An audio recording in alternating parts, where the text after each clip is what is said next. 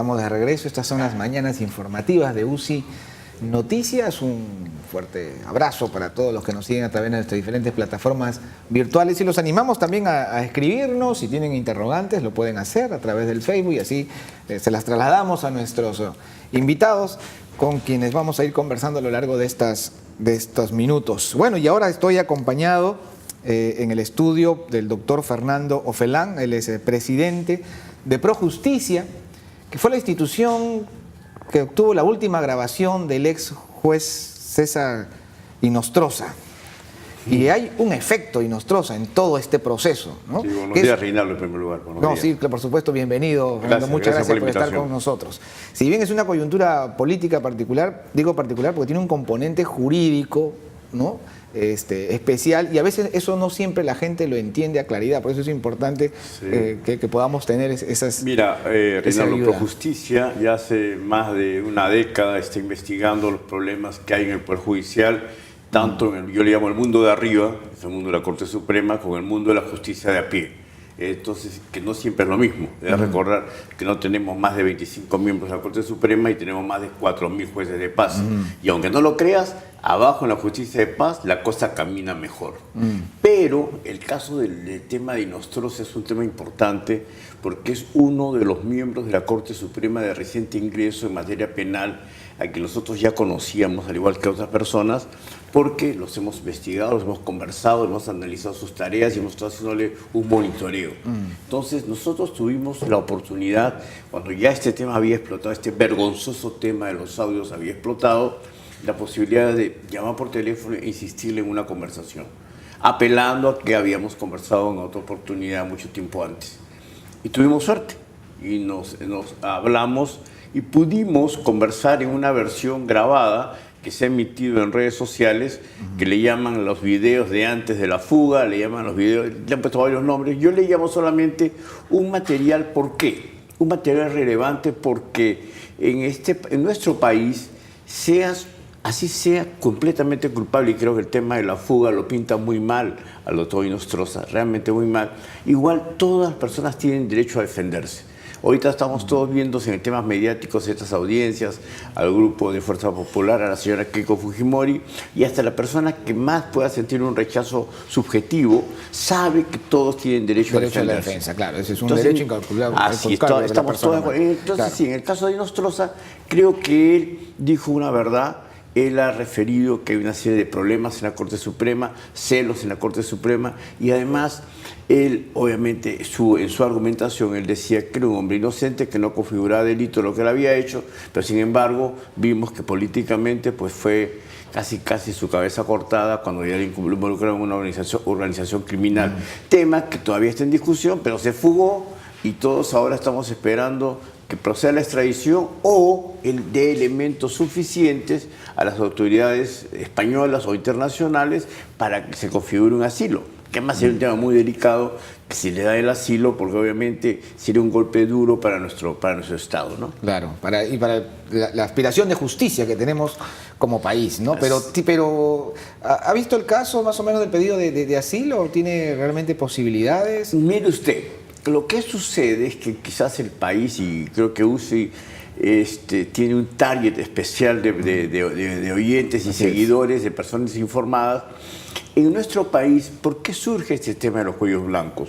Surge porque hay una investigación en materia de narcotráfico. De hecho, en el Callao, entre el año 2014 y 2015, el doctor Inostroza fue presidente de Sala. En el 2016 fue presidente de la Corte Superior del Callao y después ascendió a la Corte Suprema. A mi parecer, las entidades vinculadas del Estado peruano o de otras entidades internacionales deben haber monitoreado qué estaba pasando. Los gringos ya no le llaman al Perú una sociedad narcoestado, le llaman ahora una sociedad narcotizada. Y evidentemente... ¿Cuál es la diferencia? Mira, la diferencia es esta, porque yo escucho mucho a un experto como Jaime Antesana que habla del narcoestado, funcionarios del Estado vinculados a las redes de las mafias, pero una sociedad narcotizada quiere decir que no solamente las mafias del narcotráfico, sino también otras mafias vinculadas al desarrollo, a la construcción de la obra pública o privada grande.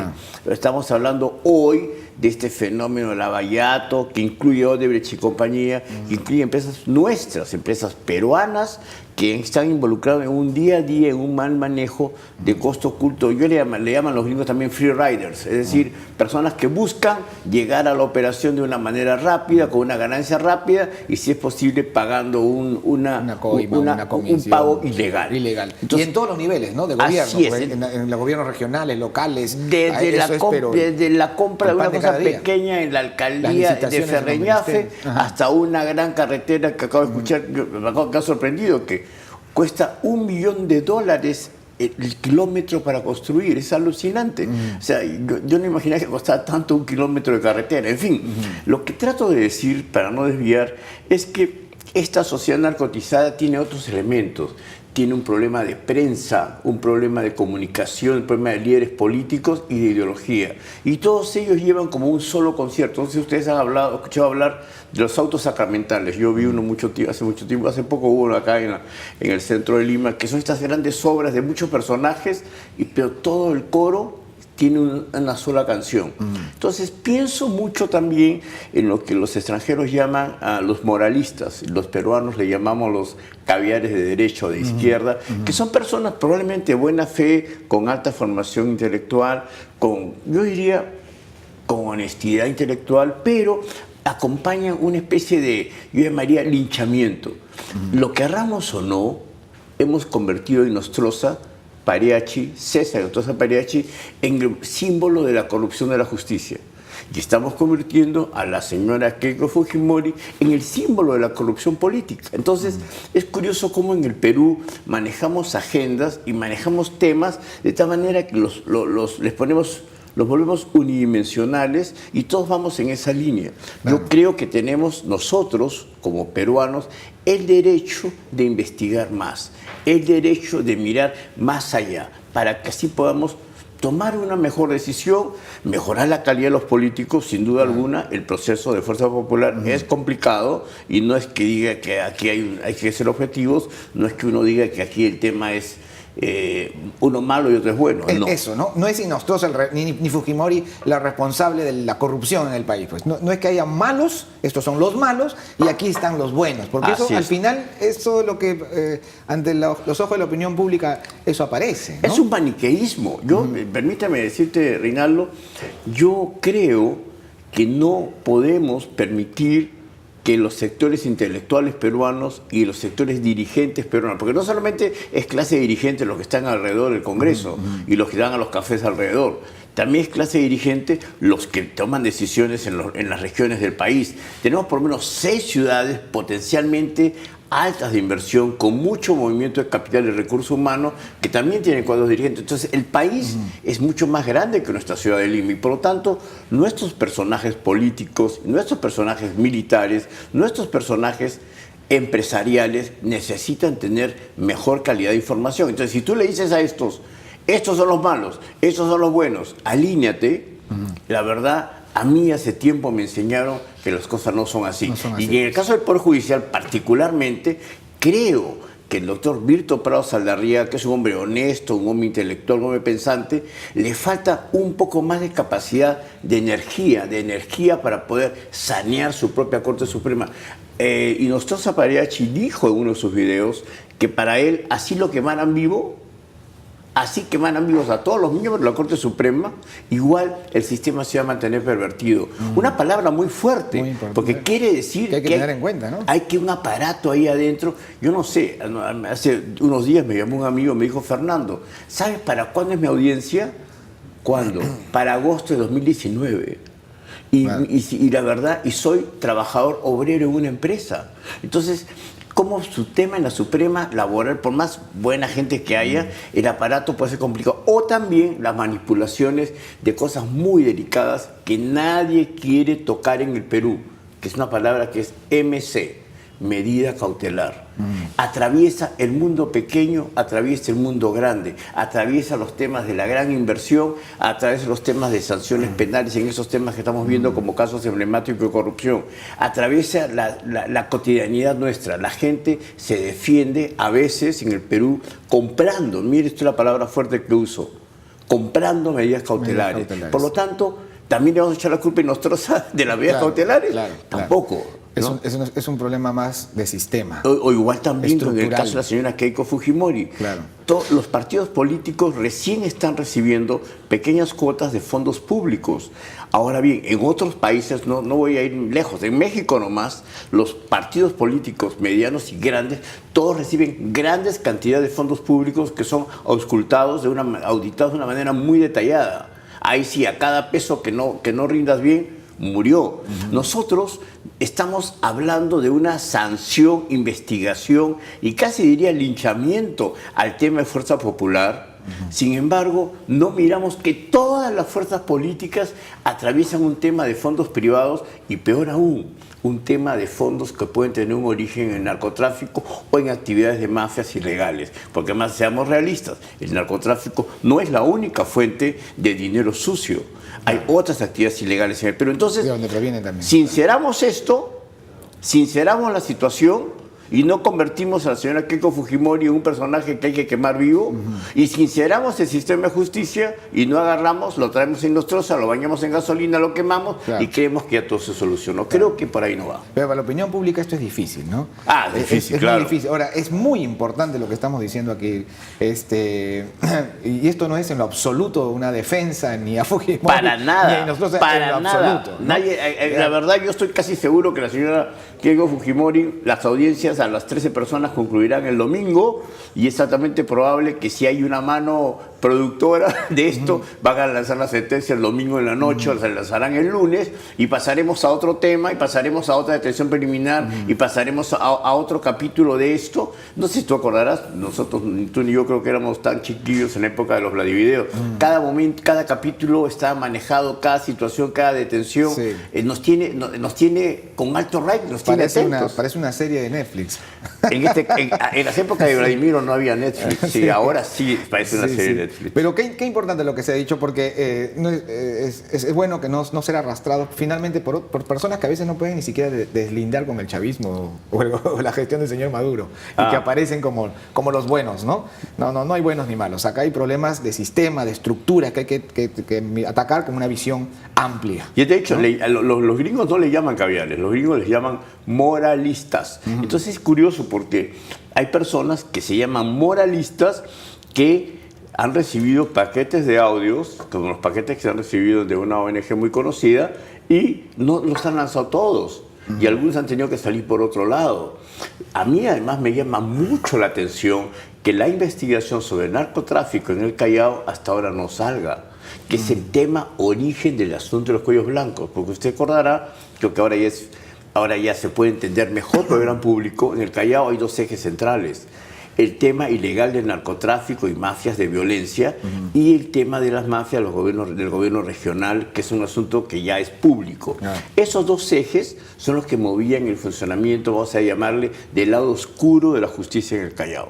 Aparte de ahí puedo hablar de empresarios, aduanas, almacenes mineros, etcétera, que son colaterales empresariales. Y toda esa gente necesitaba sí o sí estar en contacto con las autoridades. Yo no digo... A raíz de eso es que se hacen estas intersecciones telefónicas. Exactamente. Claro. Entonces, ¿qué sucede? Investigación. El Estado peruano, me imagino, porque tampoco soy un investigador el detalle en esto, con las autoridades internacionales deben haber establecido un mecanismo de seguimiento, interceptación, etcétera, obviamente debidamente legal. Claro, esto no es chuponeo, pues. No. Interceptación suena más bonito. Bueno, legales, porque Así está dispuesto por una autoridad judicial. Así es, como tú. Entonces, ¿qué sucede? Ese material debe haber servido para tener pistas. A mí me parece... Además, yo conozco la Corte del Callao hace buen tiempo. Hay otros miembros de la Corte del Callao, que algunos inclusive están retirados, uno está muy enfermo, que veían casos realmente fuertes. Yo no creo que un caso de 400 kilos de droga sea un gran caso, pero si lo tomaron como un caso eje, en buena hora. Yo te digo una cosa, en nuestro país, Reinaldo, de 100 temas de narcotráfico, muchos dicen que 80 solo se quedan a nivel policial. 15% se queda en nivel de fiscalía, y el 5% es lo que llega al Poder Judicial. Y de esos 5 que llegan a judicializarse, solamente un 1 o 2% llega a la Corte Suprema. Mira tú qué está pasando como problema social como problema político. Y ahora es solamente un problema de alguien que vende droga. Es un problema de penetración en la sociedad y que a la vez contamina autoridades de diversos tipos. En nuestro caso, en el país, nosotros lo vemos, y esto es en el caso grande, lo vemos en el tema grande, pero en el caso pequeño, si una señora ve que a su hijo lo detienen en la esquina de su barrio porque su amigo vende droga o está consumiendo, etcétera, y vienen y lo llevan, ¿qué va a decir la señora? La señora no va a decir, déjeme leer el Código Procesal Penal o déjeme conversar con un abogado sobre el tema de la oralidad. No, la señora le decía a su esposa, cholo, tú ves cómo me sacas a mi hijo de la cárcel. Porque ese es el Perú. Por lo tanto, si esa señora dice, cholo, tú me lo sacas o no vienes a la casa. Entonces el esposo termina vendiendo el auto, termina vendiendo la pantalla de televisión o termina endeudándose con los prestamistas del barrio. Y al final de cuentas se vuelve todo un sistema perverso. Claro. Entonces, en el que el ciudadano participa. Lo único que yo quiero, y te agradezco mucho la invitación, es llamar la atención sobre esta realidad. A veces nos vemos demasiado los titulares normales de noticias y no nos damos cuenta qué hay detrás. Lo que quiere Projusticia es ayudar a que se sepa lo que hay detrás para tener una mejor calidad de opinión ciudadana y no dejarnos manipular solo por los moralistas. Muy importante lo que se ha venido diciendo. Ahora, hay temas también que por estos capítulos que van pasando y van llamando la atención y vamos olvidándonos de otras cosas, ¿no? Pero, por ejemplo, está pendiente la reforma, la refundación, no sé cómo llamar, del Consejo Nacional de la Magistratura. Ah, tremenda cosa. ¿No? ¿Por dónde tenemos que ir? Ahí sí yo me permito darle para que se entienda más la objetividad de esta presentación. Creo que ahí el Fuerza Popular cometió un grave error al blindar y al apoyar a los miembros del Consejo Nacional de la Magistratura, al darle su respaldo, al permitirle, porque obviamente sí o sí tenía que apoyar al señor Guido Águila y salvo así. Si salvo a uno, salvo a los demás, o no salvo a nadie. Y políticamente eso al final no le fue... Yo diría que eso fue una grave mala decisión, pero creo que el Consejo Nacional de la Magistratura es una entidad que ha nombrado y ratificado a cada sinvergüenza. Yo estaba hace unos días en una reunión de trabajo con magistrados y una mujer allí, la recordé, porque es la única que salió en televisión hace por lo menos 3 años a decir públicamente que a ella le consta que sus compañeros y colegas compraron el examen. Hace 3 años o 2 años, Reinaldo, decir que tú comprabas un examen del CNM era casi un sacrilegio, una locura decirlo. Hoy, no, al contrario. Lo que yo creo es que también en esta refundación, que le llaman ahora Junta Nacional, no sé qué nombre le han puesto, necesitamos que los jueces y fiscales decentes que tiene el Perú, porque tiene un montón ¿Qué los hay? Hay un montón. Escúchame, hay un grupo de jueces que yo le llamo los jueces del WhatsApp, porque son como 25 o 30 jueces que están por todo el país, que son limpios, pero tienen una particularidad. Son inteligentes y piensan y tienen intención de gobernar su institución. Es alucinante, porque normalmente la gente que es buena va a su trabajo, se sienta acá, escribe y se va. Y no, si el del costado está cobrando, si el del costado está robando, no mira. Necesitamos ahora actores en la función pública, necesitamos una política pública que permita contar con funcionarios proactivos, no con solamente honestos de oficina. El proactivo piensa en función no solo lo emblemático, sino lo cotidiano. Claro. Piensa no solo el caso grande para salir en televisión. Claro. Yo me imagino que el fiscal Domingo Pérez, Vela, más allá de lo inteligente que sean, hay un factor egocéntrico de estar todos los días en televisión, no lo puedes negar. Entonces, no solamente hay que mirar ese lado del caso emblemático grande. Yo me pregunto qué pasa si ellos ven a un caso de alguien humilde, un caso pro bono, como le llaman en el mundo privado, ¿lo va a mirar igual o lo va a despreciar? Por eso vuelvo también a llamar la atención. El tema del sistema de elección de jueces y fiscales, el tema de ratificación, tampoco puede quedar en manos de los moralistas o lo que llaman aquí en Perú los caviares. ¿Por qué? Porque si no van a querer hacer una venganza y va a decir... A ti, por ejemplo, así como le tiene puesta la mirada a varios vocales supremos, hay algunos que yo, por ejemplo, valoro mucho. Ángel Romero es un vocal mayor que valoro mucho, que ha tenido la suerte de ser una persona que fue afectada por el grupo de Hinojosa Parechi, porque este tema era, si tocaban tu nombre a favor, ya estás manchado. Ya estabas, entonces, este señor ha tenido, como digamos, la suerte de eso, pero hay otros vocales jóvenes. Hay varios miembros de la Corte Suprema jóvenes, de reciente ingreso, que porque su nombre estaba vinculado en una conversación, ya pasan a ser corruptos. Eso no es correcto, eso no está bien y no es bueno que los moralistas o llamados caviares en nuestro país tengan la capacidad de decidir quién hace justicia y quién no. Eso no está bien. Hay que buscar un sistema más objetivo y menos ideológico. ¿Hay alguna propuesta de Projusticia en una conformación de un Consejo Nacional de Magistratura? No, la propuesta que estamos nosotros recogiendo un proyecto de formación de una academia tipo la Academia Diplomática, que es un tema que va no por la ratificación y nombramiento, sino va por la formación. Es decir, es un modelo que lanzó un vocal supremo joven, muy valiente y muy preparado, Aldo Figueroa, y le estamos dando forma a ese proyecto para que podamos nosotros, a partir de ahí, generar una idea de tipo academia diplomática, formular los mejores y luego especializarlos. Porque el otro drama peruano es, te pasa, tú llevas a tu hija, si tiene un problema en la garganta y es un experto, o un problema en el pulmón, un experto en pulmón, no va a ser un experto en pierna. El problema es que en el Perú el experto en pierna lo ponen en experto en pulmón y el pulmón lo ponen experto en oreja. Entonces, la especialización en el Perú es un tema que tampoco se toca. Sí. O sea, estamos todos... El lunes conversaba con un oficial en retiro de la Policía Nacional y hablaba de eso de la policía, ¿no? Que está, de pronto uno lo ponen de comisario de aquí y después lo mandan a otro tipo de dirección cuando debería especializarse. Entonces parece que ese es un tema pendiente en todas las instituciones. En el Perú, la especialidad de la justicia comercial, que es algo así como la mejor, la más moderna, la que funciona aquí cerca en Miraflores, es un edificio, casi un edificio inteligente, donde hasta las oficinas son todas transparentes de vidrio.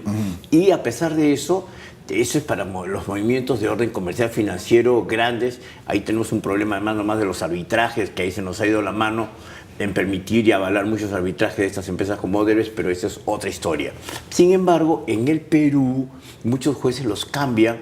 A veces los presidentes de corte tienen potestades de algo que nosotros, no digo que tú y yo suframos, pero la mayor parte de nuestros compatriotas, es el compadrazgo. El compadrazgo es más importante que un código civil, es más importante que una ley orgánica. El compadrazgo es una forma de relación entre nosotros, entre nuestros compatriotas, y que a veces viola acuerdos. De hecho, yo observo que además del tema de los moralistas, de los caviares, hay también relaciones de compadrazgo en el alto nivel, en las Fiscalías Supremas, en la Corte Suprema, y eso es complicado. Yo, por ejemplo, te suelto una pepa, como dicen ustedes los periodistas. ¿Alguien sabe en el Perú que el presidente saliente, Duvalín Rodríguez Tineo, había autorizado un fondo especial de 40 millones de soles para que la Corte Suprema pueda financiar viajes y viáticos? Muy poca gente lo sabe. El doctor Inostroza ha sido ratificado, es un hombre que ha estado en el Congreso y ya no pasó la acusación. Bacán, está bien. Pero ¿alguien se ha preguntado quién manejaba esos 40 millones de soles? Que de repente un presupuesto de miles no es nada. Pero a los ojos de alguien que nos está escuchando, que no tiene justicia en su pueblo, o que reclama un caso hace 5 años, 40 millones de soles es una fortuna de plata encima para miembros de la Corte Suprema que han viajado al extranjero mucho, viajes que tenían todos los gastos pagados y además viajaban con viáticos. ¿Hay alguien en el Perú que ha investigado cuántos jueces han viajado con gastos pagados y que en el fondo además pedían viático? No se ha dicho ni una sola palabra. Así, entonces tenemos una agenda todavía por delante muy grande. Yo, como Projusticia, vamos a seguir informándoles. Cuando tengamos otro informe, encantados de traerlo nosotros. Muchísimas gracias por habernos acompañado ahora. Ojalá que haya sido interesante. Creo que han sido muy interesantes, así que nos comprometemos para otra ocasión. Muchas gracias, Rita. Gracias, ha sido contado con nosotros Fernando Ofelán, presidente de Projusticia. Nos vamos a una pausa brevísima, pero regresamos con más. Estas son las mañanas informativas de UCI Noticias.